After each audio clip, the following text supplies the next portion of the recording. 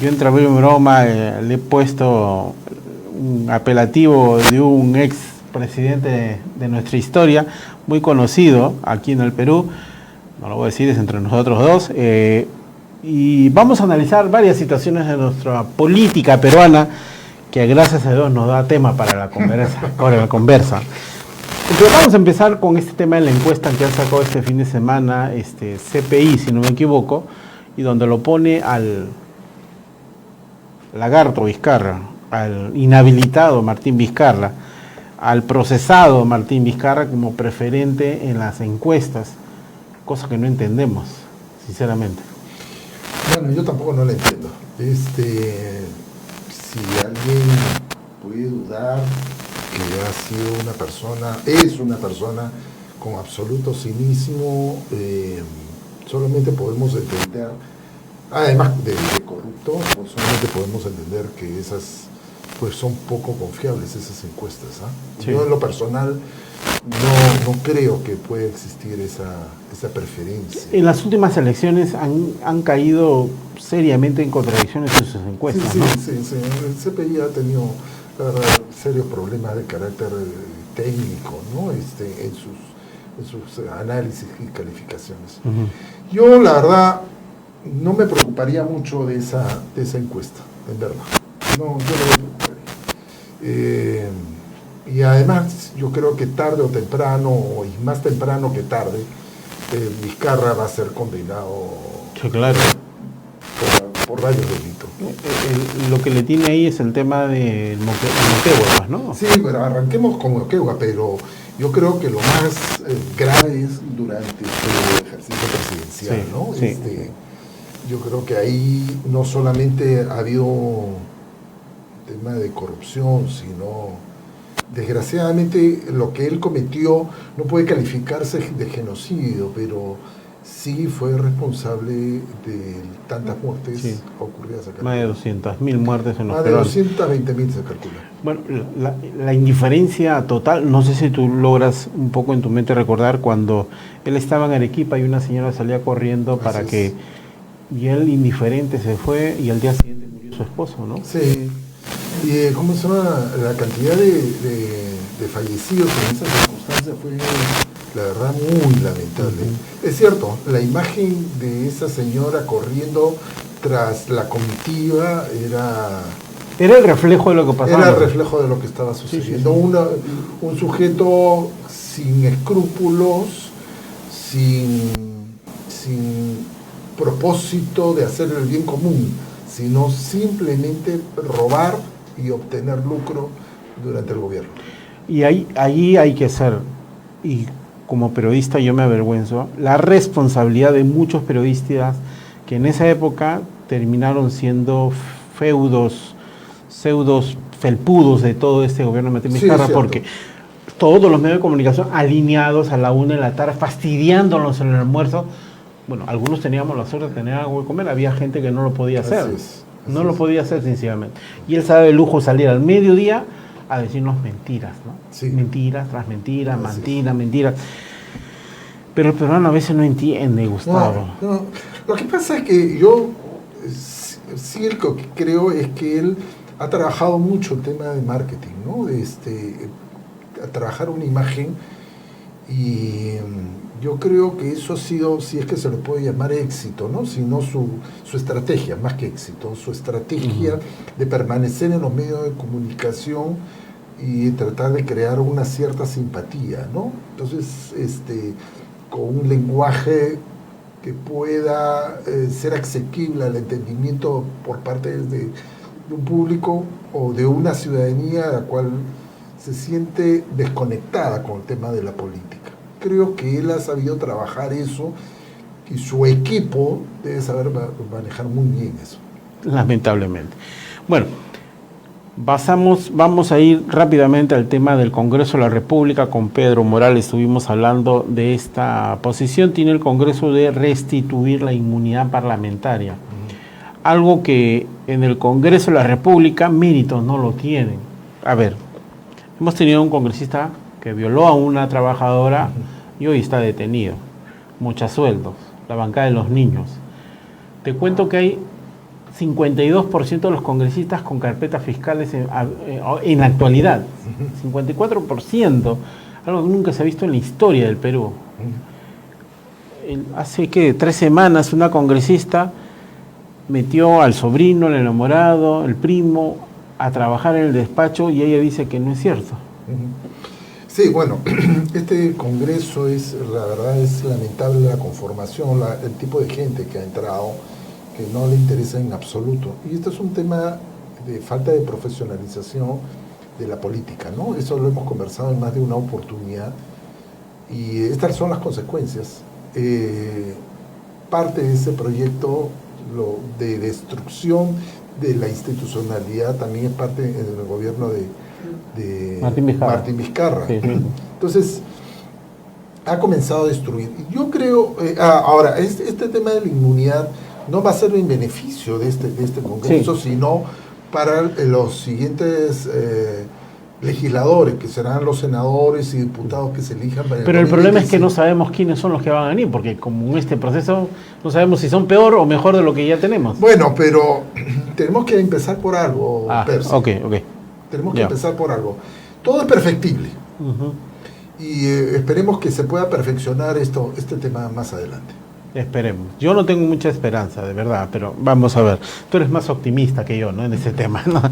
Ahora, algo que escribiste en varios artículos fue sobre el futuro de el ministro Adriancén, ¿sí? El que fue premier y renunció en vivo y en directo, y el rostro desencajado de Dina Boluarte. Y yo en ese momento, y te llamé, tú eres testigo que te llamé y te dije, ¿no? O sea, cosas que ya es entre nosotros. Yo decía, estamos en una etapa donde lo que importa es el fajín, o sea, la circulina, ¿no? El estatus. El poder por poder. Exacto. Porque antes ser ministro era un alto honor para una persona. Sí. Bueno, se ha venido desde hace un buen tiempo. Recordemos también los ministros que ha tenido Vizcarra. Sí. Una ministra de Justicia, por Dios, jamás había visto escucharla tanta estupidez junta, sí, ¿no? Una serie de rastreros, porque no eran ministros, sino rastrero de lagarto. Los que han venido junto con Castillo, oye, era uno peor que el otro. A ver, buscaban al que tenía más requisitorias. Y bueno, si ahora se podría decir que lo que hay son un premio Nobel con lo que ha habido los últimos años, ¿no? ¡Qué interesante! Pero sí es cierto lo que tú dices, se ha pervertido la función pública. Y es vergonzoso el nivel académico que hay. Yo soy un usuario del Estado porque tú sabes perfectamente que yo soy un abogado en ejercicio y por lo tanto tienes que ver muchas cosas con los funcionarios del Estado. No para pedirle favores, sino que tienes que estar viendo profesionalmente o en trámite, lo que sea. Y cada vez que yo converso, encuentro cada ignorante que yo dije, ¿de dónde han salido? ¿De dónde han salido? ¿Cómo pueden haberlos contratado? Y claro, porque se está desconectando el Estado. Es un Estado que se ha convertido finalmente en parasitario porque lo único que hace es recoger a aquella gente que no tiene posibilidades de ir a trabajar en la actividad privada, ¿no? Entonces, son gente que se va a trabajar por nada, ¿no? Por algo, digamos, no me refiero más que para obtener algo de dinero, pero con un nivel académico, con un nivel de preparación, una porquería. Y esto no es solamente de un año, sino viene de un buen tiempo. Hay que nuevamente voltear el Estado a favor del ciudadano, ¿no? Me parece que lo que se ha pretendido hacer en los últimos, 4 o 5 presidentes es bajarle los estándares para los altos funcionarios, porque imagínate tener un ministro que vende agüita racimada, ¿no? O sea, tener un ministro de salud, o tener a un canciller de la República que tiene vínculos con el terrorismo, su primer canciller de Pedro Castillo, sí. O en este gobierno, Morgan Quero, ministro de Educación, haciendo comentarios pero que está mal, pues, ¿no? Mal, entonces... O por ejemplo, ¿cómo se llama? Quien has entrevistado tú, Alejandro Salas. Más falpudines no puede ser. Sí, yo se lo he dicho, y acá lo hemos fastidiado varias veces. Te lo has cruzado, te lo has cruzado acá, pero claro, él argumenta que era el momento político que no podía él decir no. Claro que sí podía decir que no. No, simplemente no acepta. Claro, no. Simple. Era muy simple. ¿Cómo se llama? ¿Aceptas el cargo o no lo aceptas? O si lo aceptas, vas a aceptarlo en estas circunstancias. Ahora, Dina Boluarte en este gobierno ha tenido excepciones, como por ejemplo Javier Oloechea como canciller. Sí. ¿No? O sea, de él no podríamos decir pues lo contrario. Es un tipo preparado, culto. Ayudó a muchos sobre el tema de la PEC. Y cuando él sintió que esto no caminaba, dijo, ¿sabes qué? Yo quiero mi tranquilidad, ¿no? O sea... Sí, yo creo que sí. Creo que para él fue complicado tratar con una presidenta de esa manera, ¿no? Porque no es una persona que está circunstancialmente sentada en el sillón de Pizarro, ¿no? Nunca lo pensó y sea... Como lo te he mencionado en más de una oportunidad, se ha intoxicado con el poder y ella cree que siempre el poder va a ser eterno, cuando siempre el poder es efímero, ¿no? Sí. En estas circunstancias. Y en este caso tiene fecha de caducidad. Sí, va a tener fecha de caducidad. Tiene 2 fechas de caducidad. A partir del 28 de julio de este año, si el Congreso no la saca, o el 28 de julio de 2026. Sí, yo es cierto que a mí no tengo ninguna simpatía por ella, pero... ver la posibilidad de vacarla, yo creo que hay una circunstancia poco conveniente.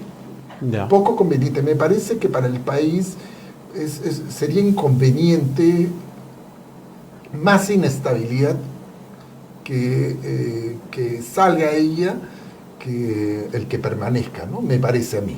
Sobre todo porque ya están las elecciones convocadas. Sí, no tiene mucho sentido, ¿no? Ahorita no. Claro, hay detractores como Verónica Mendoza, como toda la izquierda bruta y achorada que hay acá en el país, que se vayan todos, claro. Entonces, que se vayan todos los que ellos nos ayudaran a poner al poder. Eso es lo que nos dicen, ¿no? Yo te la puse y me equivoqué, ¿no? Sí, así es. Ahora, hay una información, y lo voy a leer tal cual, esta es fuente del diario Expreso, dice... Gustavo Valenzuela será enviado como representante del Perú en las Naciones Unidas en Nueva York. Producto del escándalo que hubo hace unos días, que él tenía un despacho que lo usaba la vicepresidenta, él estaba ahí y mira, se va de embajador. Interesante, ¿no? Premiado, ¿no? Premiado. Mira, yo pensé, bueno, yo ya te había advertido cómo veía la proximidad de su salida. Yo estaba convencido de que ese gabinete ya no daba para más. Sí, tú lo advertiste. Sí, yo me da la impresión, yo creo que él cometió varios errores arrancando, ¿no? Cometió el primer error de no conformar su propio gabinete. Él no se dio cuenta que él era el presidente del Consejo de Ministros y por lo tanto él tenía que proponer su gabinete. No obstante, en su caso, solamente se sustituyó al presidente del Consejo de Ministros de Otárola a él y se quedó con todos los que estaban ahí. Lo único que pasó es que venía ya con una carga pesada. Sí, una mochila. Y era una mochila pesada. Sí. Ahora, saliendo un poquito de estos funcionarios públicos, quiero concentrarme en las acciones que se están tomando sobre el avance de la delincuencia. Hace unos días hemos visto la acción de la policía en la vía expresa, donde 2 de los 3 delincuentes fueron muertos. Que es una acción que me parece que constitucionalmente tienen que trabajar. Pero yo quiero irme a unas par de contingencias que han habido alrededor de esto. de un personaje, una buena amiga tuya, Rosa María Palacios. En una de sus entrevistas, en sus programas mañaneros, dice literalmente que la policía ha cometido exceso de la fuerza y que tranquilamente los familiares de estos delincuentes abatidos podría demandarlos y que la policía no podría actuar allá. Entonces yo la pregunta que me hago, y te la hago a ti, ¿ella es peruana o es chilena, colombiana? Y hay que agregarle aquel comentario que hizo Sol Carreño en el programa del día domingo. Sí, sí. O sea, yo estaba escuchando y decía, ¿a quién estoy escuchando? O sea, totalmente fuera de lugar cuando se había montado, creo, un operativo, en mi opinión, ha sido exitosísimo. Sí, claro. Porque no lo que debería que hacer siempre. Lo que siempre debería haber ha sido exitosísimo. Bueno, siempre se dice que hay un equipo de la policía muy buena, pero claro, el escandalete a veces es mucho más conveniente, claro, ¿no? Ciertamente existe déficit de efectivos, existe déficit de armas, pero creo que el manejo de esa situación fue espectacular, ¿no? Sí, sí. Yo la verdad que lo felicito, le dieron un buen examen de plomoterapia, ¿no? yo creo que con esto es una señal a estos delincuentes que creían o pretendían que la policía nunca los va a bater en flagrancia, ¿no? Pero lo que me preocupa es el comentario de estos dos personajes que son opinólogos, o sea, son líderes de opinión, que no sé de qué líderes son, que lo que tratan de buscar es menoscabar la acción de la policía. Si todos los peruanos le exigimos a la Policía Nacional que haga su trabajo. Hay un titular que lo he visto muy bueno, no sé de qué diario ha sido, pero dicen, o disparas o te matan. Sí. Yo creo que eso un poco resume lo que debe ocurrir en las actuales circunstancias, o disparas o te matan. Yo todavía tengo mi duda si es que el ciudadano común debería estar cargando su pistola, ¿no?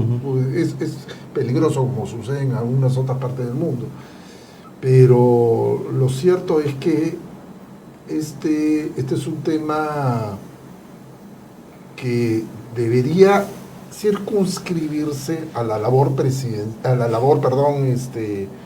policial, y aquellos comentarios que ha hecho, como Sol Carreño, no he escuchado la de Rosa María Palacio, pero Sol Carreño, a mí la verdad me pareció lamentable, ¿no? El pero, a ver, ¿qué pasaba si, cierto, que ¿cómo se llama? Habían ciudadanos, pero no los tocaron. Sí. Pero es que eso representa la alta preparación de ese grupo de policías, ¿no? Claro. Que están entrenados para esta situación, ¿no? Sí. No como un grupo dice, no, pero que las militares no tienen esa función para el combate urbano. No, la vez pasada explicaba un general sobre eso, que los policías no tienen, los militares no tienen las armas cortas como que manejan la policía. Eso es un tema de otro tipo de entrenamiento de carácter de armamento, manejan otro tipo de armamento. Sí. Entonces ellos están preparados para otras cosas, y la verdad es que me pareció muy prudente sus opiniones, ¿no? Eso solamente puedes conocerlo porque son técnicos en la materia, sí, ¿no? Sí, por supuesto. O son especialistas en la materia, mejor dicho. Por eso de que el otro día lo escuché a Surín, el que fue también policía, ahora es congresista, me decía, si esto hemos demostrado que la policía puede ser, empecemos a apoyar la investigación policial. Es la única manera de poder combatir este avance de la delincuencia. Lamentablemente en el país se ha destruido la investigación policial, ¿no? Desde mi punto de vista, te digo, el error que cometió Alan García en unificar a las tres fuerzas policiales y convertirla a lo que es ahora la PNP, empezó ahí ¿cómo te digo? El desorden de las cosas, porque antes tenías la PIP, que era la encargada de la investigación, la Guardia Republicana y la Guardia Civil. Tenía separado todo el tema, ¿no? Incluso competían entre ellos. Una competencia sana, yo creo, pero Alan García, no sé por qué, y algún día le preguntaré a Mulder, porque Mulder estuvo ahí, Castillo, son gente que viene por acá, ¿Por qué se llevó ese tema, no?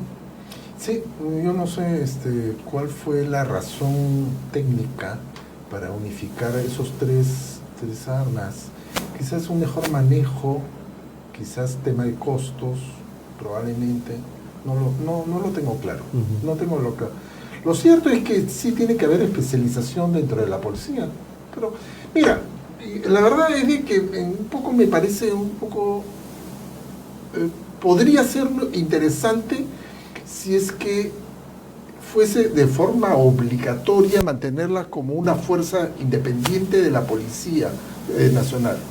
Es decir, si volvemos a regresar a este tres tipos de fuerzas o tres especialidades, pero eso bien podría ser manejado por un solo cuerpo, pero dependiendo de las especialidades, y poder destinarlos. Quizás es un tema más bien de organización, y también hay un problema de escasez de efectivo, ¿no? Ya hemos hablado varias veces del déficit, que se necesita por lo menos duplicar. Yo creo que hay formas de completar por lo menos temporalmente, y creo que algunos especialistas lo han señalado, por ejemplo, contratando a los licenciados de las Fuerzas Armadas para poderlo cumplir la parte deficitaria que tenemos, ¿no? Pero yo creo que podría asignarse algunas labores al serenazgo, o un serenazgo de carácter metropolitano, no solamente distrital, a labores propiamente con una mejor capacitación, por supuesto, por ejemplo, de tránsito, sí, claro, que no necesitan armas, sino para poder dirigir el tránsito. Yo creo que reorganizaría esa parte. No se necesita destruir para volverlo a hacer, sino yo creo que se puede mejorar lo que hay. Pero eso, lo que tú hablas es liderazgo, pero el liderazgo que debería tener el ministro del Interior, ¿no? En realidad el gobierno no tiene liderazgo, ¿no? Sí, claro, bueno. No hay liderazgo, ya lo hemos hablado también sobre el tema del Consejo de Estado, Consejo de Seguridad del Estado, sí, en la que no hay un líder. Debió quizás serlo el presidente del Consejo de Ministros como jefe de gobierno, tampoco lo ha podido hacer ninguno de los dos, ni Otárola ni Adriancén. Y no lo veo que tampoco, ¿no? No le tengo fe. Bueno, todavía no se ha terminado de sentar bien en el asiento. Sí. Yo creo que todavía le falta, hay que verlo. Lo que sí me preocupa, te confieso, es la salida del ministro de Economía. Sí. Y poner a Pérez Reyes como ministro de Economía. Esto significa de que la Presidenta de la República no tiene ninguna capacidad convocatoria para profesionales de buen nivel. Viceministro de Hacienda, creo que ha sido, ¿no? ¿Pero quién? El actual ministro de Economía. No, era ministro de Transportes y Comunicaciones. Ok. Pero yo no creo que ha sido exitoso su labor. No, bueno, mira el aeropuerto. Que no el aeropuerto y creo que hay muchísimas deficiencias, ¿no? O sea, todo es producto de la desorganización, ¿no?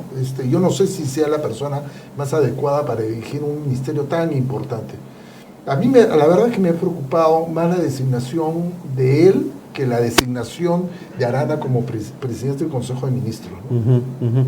Ahora, ya para ir cerrando, el Congreso de la República, el 25 de julio, para ser exacto, adquiere un poder que no lo tenía, que le ampara la Constitución, que no lo pueden cerrar un año antes de las elecciones, del 25 de julio para adelante. Y ahí, ¿crees tú que va a empezar nuevamente a aparecer pedidos de vacancia? Las investigaciones que tiene Dina Boluarte, ¿la van a querer sacar? Porque ese matrimonio que hay ahorita entre Fuerza Popular, Alianza por el Progreso y Dina Boluarte se acaba. Yo coincido contigo. Yo creo que este matrimonio va a sufrir una crisis profunda, pero no lo suficiente como para el divorcio, porque aquel que suba a cumplir la labor presidencial y de gobierno, por ende, significaría que se quemaría en este último año. Exacto. Entonces, yo creo que se va a quedar un poco en un distanciamiento, una separación, en una crisis matrimonial, digámoslo de alguna manera, si has utilizado esta palabra de matrimonio, una crisis, pero yo creo que esa crisis va a permanecer en el tiempo hasta el 2026, me parece a mí.